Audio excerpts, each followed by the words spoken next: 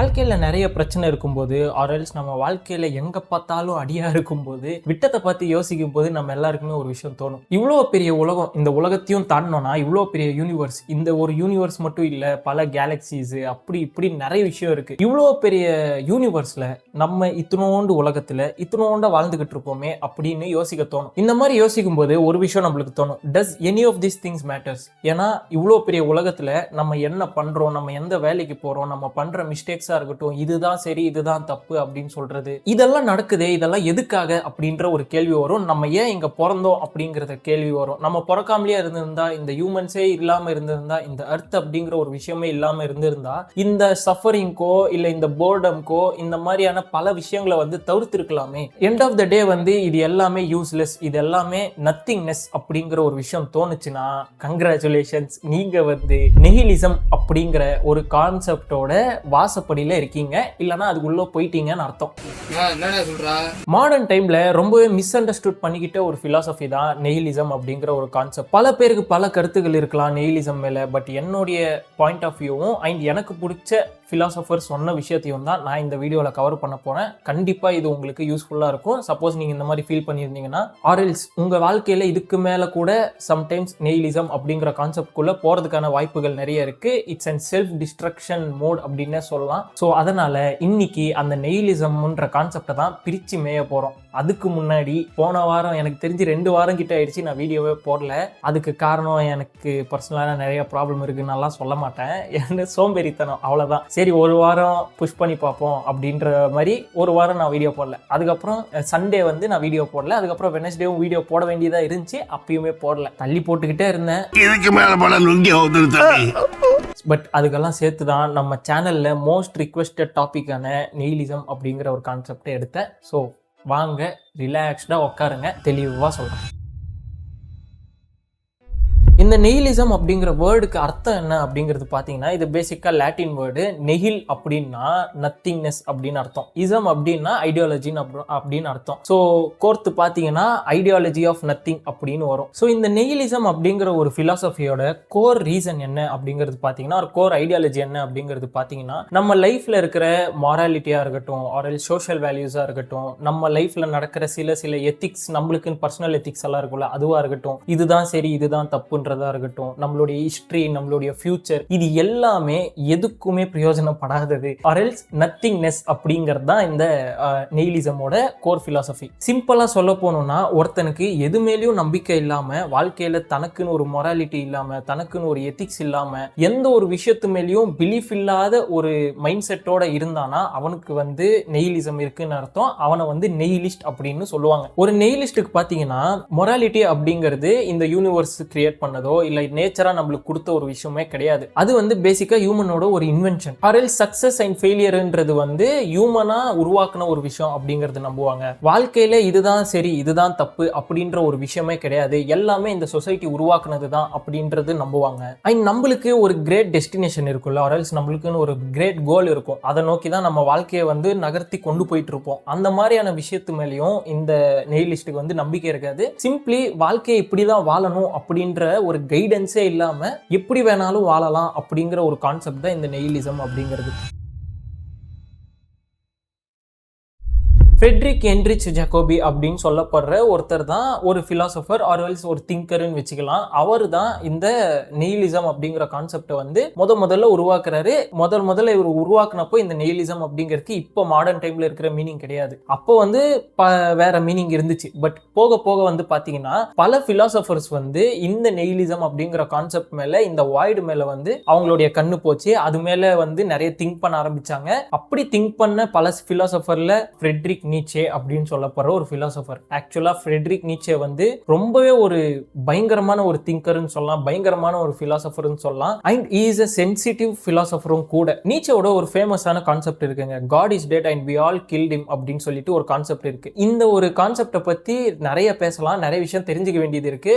But அதை தெரிஞ்சுக்கணும்னா லைக்கை போட்டு விட்டுருங்க. ஸோ பேசிக்கா அதிகமா லைக் வந்துச்சுன்னா அந்த வீடியோவை நான் எவ்வளவு சீக்கிரம் முடியுமோ அவ்வளவு சீக்கிரம் போடுறேன், தள்ளி போட மாட்டேன். பேசிக்கா அவர் என்ன சொல்ல வந்தாரு அப்படிங்கிறது பாத்தீங்கன்னா, இந்த சயின்டிபிக் ரெவல்யூஷனா இருக்கட்டும் ஆர்எல்ஸ் இந்த என்லைட்மெண்ட் ரெவல்யூஷனா இருக்கட்டும், இது எல்லாமே வந்துட்டு பழைய காலத்து ஆர் ரிலீஜியஸ் வேல்யூவை வந்து டெஸ்ட்ராய் பண்ணிக்கிட்டு இருக்கு அப்படின்னு சொன்னாரு. இது கேட்கறதுக்கு என்னதான் பாசிட்டிவா இருந்தாலும் பட் நீச்சேவை பொறுத்த வரைக்கும் இது ஒரு நெகட்டிவான ஒரு விஷயம். லிட்டரலி காட் அவர் எப்படி டிஸ்கிரைப் பண்ணுவார்னா, அவர் ஒரு ஏத்திஸ்ட் தான், பேசிக்கா அவர் ஒரு ஏத்திஸ்ட். பட் காட் எப்படி டிஸ்கிரைப் பண்ணுவார்னா, மொராலிட்டியோட ஒரு காம்பஸ் தான் காட், ஆர்எல்ஸ் ஒரு கைடு தான் காட். வாழ்க்கையை வந்து எப்படி வாழணும், எப்படி வாழ்ந்தா நம்மளுடைய ஹியூமனிட்டியை வந்து ஒரு நேர்கோட்டில் எடுத்துட்டு போகலாம், எப்படி ஹியூமனிட்டியை அழியாம காப்பாற்றலாம் அப்படிங்கிற ஒரு கைடன்ஸ் தான் இந்த காட் அப்படிங்கிற ஒரு கான்செப்ட். இந்த காட் அப்படிங்கிற ஒரு கான்செப்ட் தான் நம்மளுக்கு மொராலிட்டியை கொடுக்குது. நல்ல விஷயத்தை பண்ணா நல்லது நடக்கும், கெட்ட விஷயத்தை பண்ணா கெட்டது நடக்கும் அப்படிங்கிற ஒரு பயத்தை நம்மளுக்கு ஏற்படுத்தி வச்சிருக்கு. இந்த மாதிரி பல விஷயங்கள் வந்து நம்ம சொசைட்டியா ஒரு ஹியூமனிட்டியா வந்து நம்ம கன்ஸ்ட்ரக்ட் ஆனதே பாத்தீங்கன்னா இந்த காட் அப்படிங்கிற ஒரு கான்செப்ட் கீழே தான். ஸோ இந்த காட் அப்படிங்கிற ஒரு கான்செப்டே இல்லாம போயிடுச்சுன்னா, ஆர்எல்ஸ் இந்த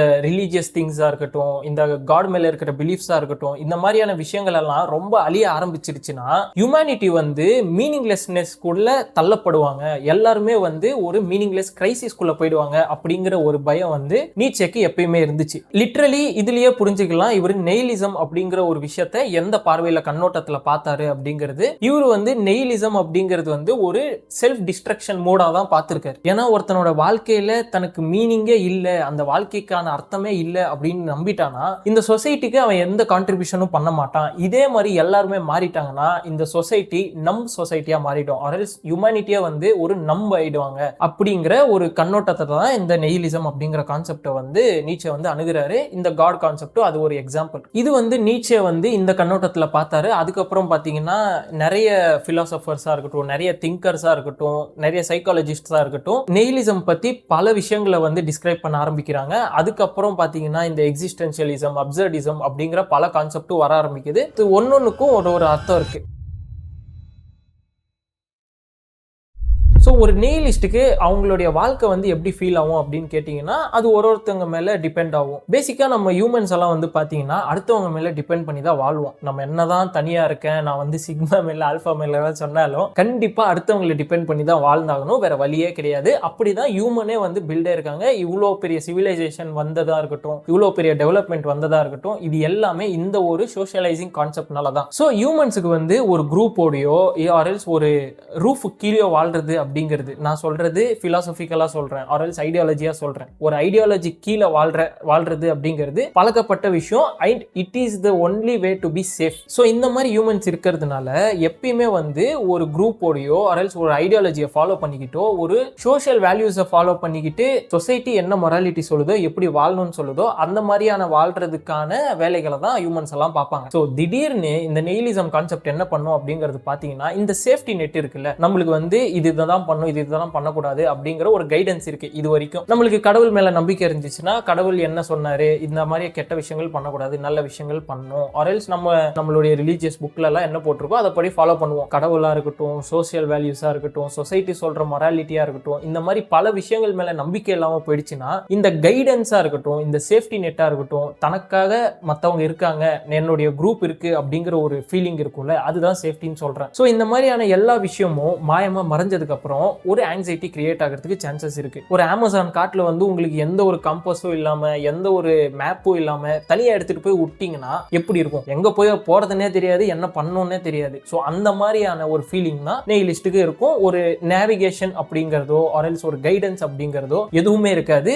ஸோ நெயிலிஸ்டா இருக்கிறவங்களுக்கோ ஆர்எல்ஸ் இன்டெரக்டா நெயிலிசம்ல இருக்கிறவங்களுக்கோ அவங்களுடைய லைஃபை ஒரு புக்கை எடுத்துக்கிட்டோம்னா அந்த புக்ல எதுவுமே கிடையாது. சிம்பிளி அது வந்து ஒரு எம்டி புக். ஸோ இதுதான் ஒரு நெயிலிஸ்டோட லைஃபா இருக்கும். எதுவுமே இல்லை லைஃப்ல வந்து எனக்குன்னு கைடன்ஸ் இல்லை, எனக்குன்னு ஒரு மொராலிட்டி கிடையாது, எத்திக்ஸ் கிடையாது, எனக்குன்னு ஒரு சேஃப்டி நெட் கிடையாது, எதுவுமே இல்லாம நான் எப்படி ப்ரோ வாழ்றது அப்படின்ற ஒரு கேள்வி எல்லாருக்கும் வரும். இந்த கேள்வியை தான் நெயிலிஸ்டுக்கும் இருக்கும். ஸோ இப்படி இருக்கும்போது எப்படி ஒருத்தன் வாழ்க்கையை வாழ முடியும்? ரொம்ப டிப்ரெஸ்டா இருப்பான், ஆங்ஷியஸா இருப்பான், அண்ட் வாழ்க்கையே வாழ தோணாது, தாட்ஸ் எல்லாம் வரும். இந்த மாதிரியான பல விஷயங்கள் இருக்குல்ல, இதுக்கு தான் நீச்சேவோட பாயிண்ட் ஆஃப் வியூ வந்து பயங்கர யூஸ்ஃபுல்லா இருந்துச்சு. ஸோ அதுதான் பாசிவ் நெயிலிசம் அண்ட் ஆக்டிவ் நெயிலிசம். எப்போ ஒருத்தன் லைஃப்ல வந்து மீனிங்லெஸ்னஸ் அப்படிங்கிற ஒரு விஷயத்த வந்து எம்ப்ரேஸ் பண்றானோ அவன் வந்து ரெண்டு விதமா பிரியறதுக்கான வாய்ப்புகள் இருக்கு. ஒன்னு அவன் பாசிவ் நெஹிலிஸ்டா மாறலாம், இன்னொன்னு அவன் ஆக்டிவ் நெஹிலிஸ்டா மாறலாம். பாசிவ் நெஹிலிஸ்டா இருக்கிறவங்க என்ன பண்ணுவாங்க அப்படிங்கிறது பாத்தீங்கன்னா, இந்த கான்செப்டை புரிஞ்சதுக்கு அப்புறமா ஆர்எல்ஸ் இந்த மீனிங்லெஸ்னஸ் அப்படிங்கிற ஒரு விஷயம் வந்ததுக்கு அப்புறமா அது நெகட்டிவ் டேர்ம்ல எடுத்துட்டு போவாங்க. லிட்டரலா அவங்க லைஃப்ல எல்லாத்து மேலேயும் கிவ் அப் பண்ணிடுவாங்க. வாழ்க்கையில நடக்கிற எந்த விஷயத்துக்குமே அர்த்தம் இல்லைன்னா கடைசியில நம்ம சாக தான் போறோம். செத்ததுக்கு அப்புறமா நம்ம எதுவுமே கொண்டு போக போறது இல்லை, நம்ம எதுக்கு சாதிக்கணும், நம்ம எதுக்கு இவ்வளோ கஷ்டப்படணும் அப்படிங்கிற ஒரு மென்டாலிட்டிக்குள்ள தள்ளனதுக்கு அப்புறமா பயங்கர சோம்பேறியா மாறிடுவாங்க. இஷ்டத்துக்கு செலவு பண்ணுவாங்க, இஷ்டத்துக்கு சாப்பிடுவாங்க, பாடியை ஃபிட்டா வச்சுக்கணும்னு தோணாது, லைஃப்ல இதெல்லாம் பண்ணலாம் இதெல்லாம் பண்ணக்கூடாதுன்ற ஒரு கைடன்ஸ் இருக்காது, ஆர்எல்ஸ் ஒரு எத்திக்ஸ் அப்படிங்கிறத ஃபாலோ பண்ண மாட்டாங்க, மொராலிட்டி அப்படிங்கிறது சுத்தமா இருக்காது.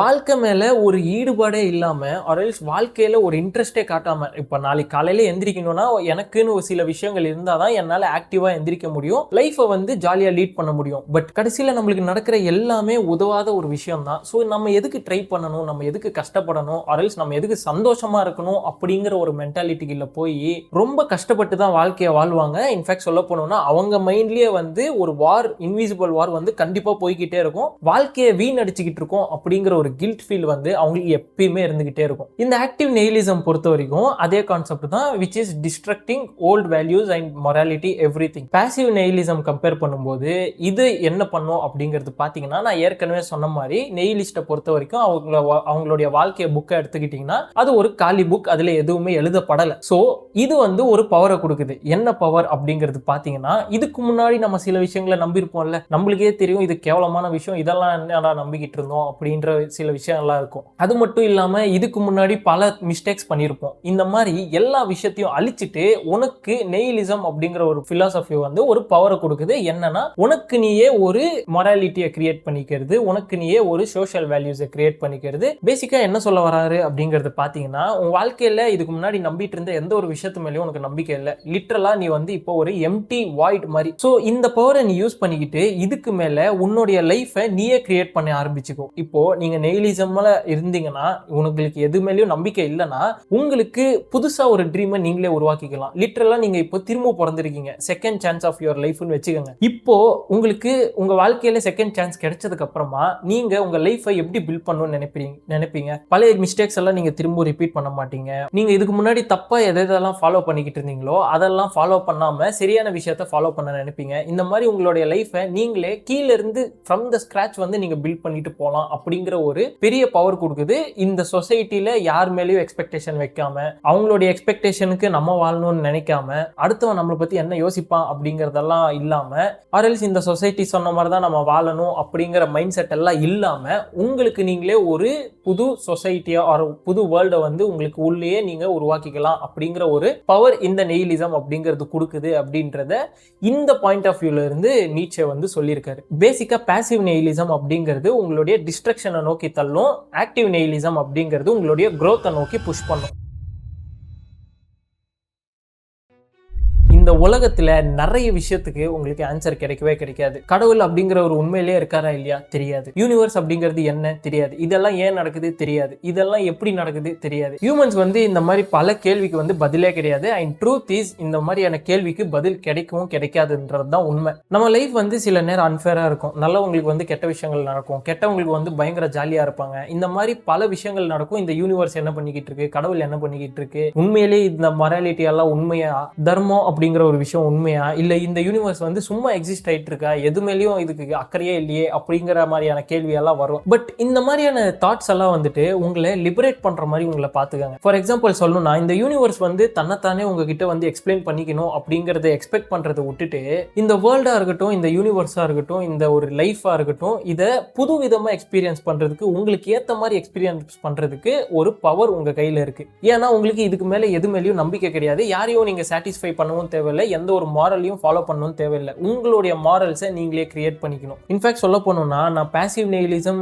ஆக்டிவ் நெஹிலிசம் சொன்னல, இந்த பாசிவ் நெஹிலிசம்ல இருக்காங்கல்ல, அவங்களுக்கு வந்து அந்த வாழ்க்கை வாழ்றாங்க, பட் அந்த வாழ்க்கை வந்து அவங்களுக்கு சுத்தமா பிடிக்காது. நீங்க யாருக்கிட்டயாச்சும் போயிட்டு இந்த எனி டைம் வந்து ரீல்ஸ் பார்த்துக்கிட்டே இருக்கிறது, எந்த ஒரு வேலையும் பார்க்காம சும்மா உக்காந்துக்கிட்டு இருக்கிறது, தன் லைஃப்ல லிட்டரலா எது மேலேயும் நம்பிக்கை இல்லாம வாழ்க்கையே சும்மா தாண்டா அப்படின்னு சொல்லிட்டு என்ன வேணா பண்ணலாம் அப்படிங்கிற பேர்ல சும்மா இருக்கிறவங்களை போய் கேட்டு பாருங்களேன், உங்க லைஃப் எப்படி இருக்கு, ஜாலியா இருக்கா நரகமா இருக்கா அப்படின்னு கேட்டீங்கன்னா அவங்களே பயங்கரமா சஃபர் பண்ணிக்கிட்டு தான் இருப்பாங்க. ஏன்னா அவங்களுக்கு காலையில எந்திரிக்கிறதுக்கு ரீசனே இருக்காது. நான் இன்னைக்கு காலையில எந்திரிச்சு என்ன பண்ண போறேன், எதுவுமே இல்லை அப்படின்னும் போது அந்த ஒரு மோட்டிவேஷனா இருக்கட்டும், வாழ்க்கையை வாழ்றதுக்கான கியூரியாசிட்டியா இருக்கட்டும், எதுவுமே இருக்காது. ஸோ அவங்க மனசுக்குள்ள ஒரு கில்ட் ஃபீல் இருந்துகிட்டே தான் இருக்கும். நம்ம டைமை வேஸ்ட் பண்ணிக்கிட்டு இருக்கோமோ, ஆர்எல்ஸ் ஃபியூச்சர்ல அவங்களுக்கு வந்து பயங்கர ரிக்ரெட் வரதுக்கான சான்சஸ் நிறைய இருக்கு. நம்ம லைஃப்ல இவ்வளோ ஆப்பர்ச்சுனிட்டிஸ் இருந்துச்சு, இவ்வளோ இடத்துல நம்ம சந்தோஷமா இருந்திருக்கலாமே, புது எக்ஸ்பீரியன்ஸ் பண்ணியிருக்கலாமே, அதெல்லாம் மிஸ் பண்ணிட்டோமோ அப்படிங்கிற ஒரு ரிக்ரெட் தான் இருக்கும். ஸோ இந்த மாதிரியான ஒரு ஆப்டிமிஸ்டிக் நெயிலிசம்ல நீங்க இருந்தீங்கன்னா நீங்க வந்து பயங்கர ஒரு பவர்ஃபுல்லான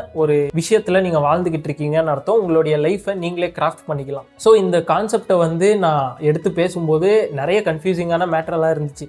இதை எப்படி கொண்டு போகிறது, இது நிறைய பேர் பாசிட்டிவாக எடுத்துக்குவாங்க, நெகட்டிவாகவும் எடுத்துப்பாங்க அப்படின்ற ஒரு கன்ஃபியூஷன் எல்லாம் இருந்துச்சு. பட் எண்ட் ஆஃப் த டே என்ன தான் நான் ஏற்கனவே சொன்ன மாதிரி நம்ம பிறந்துட்டோம், அதை அக்செப்ட் பண்ணி தான் ஆகணும். அது ஏன் அப்படிங்கிற கேள்விக்கு இங்கே யாருக்குமே பதில் கிடையாது அண்ட் கிடைக்கவும் போகிறது கிடையாது. பட் இருக்கிற லைஃப்பை எவ்வளோ ஜாலியாக வாழ முடியுமோ அவ்வளோ ஜாலியாக வாழ முடியும். எப்பேற்பட்ட கஷ்டத்தில் இருக்கிறவங்களும் மீண்டு வந்து நிறைய ஜாலியான விஷயங்கள் எல்லாம் லைஃப்பில் பண்ணியிருக்காங்க, பெரிய பெரிய விஷயம்லாம் பண்ணியிருக்காங்க. இதெல்லாம் எதுக்காக பண்ணுறாங்க, அவங்க செத்ததுக்கப்புறம் ஒரு 10 வருஷத்துக்கு அப்புறம் மறக்க தான் போகிறாங்க. எதுக்கு அதை பண்ணணும் அப்படின்னு கேட்டிங்கன்னா ஜஸ்ட் ஃபார் ஃபன், அவ்வளோதான். இந்த வீடியோ உங்களுக்கு பயங்கர யூஸ்ஃபுல்லாக இருந்திருக்கும்னு நினைக்கிறேன். இந்த வீடியோ யூஸ்ஃபுல்லாக இருந்துச்சுன்னா லைக்கை போடுங்க, அதே மாதிரி ஹைப்பு கொடுத்துருங்க. அப்போ தான் இந்த வீடியோ வந்து நிறைய பேருக்கு வந்து புஷ் பண்ணுறதுக்கு யூடியூப் வந்து சஜஸ்ட் பண்ணும்.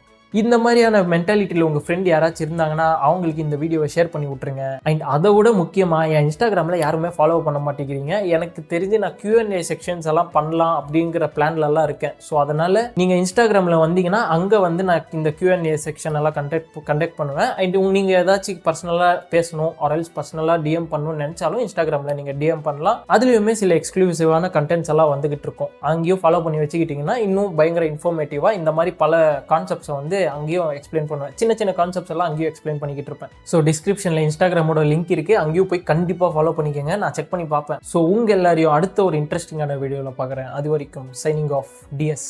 Bye bye.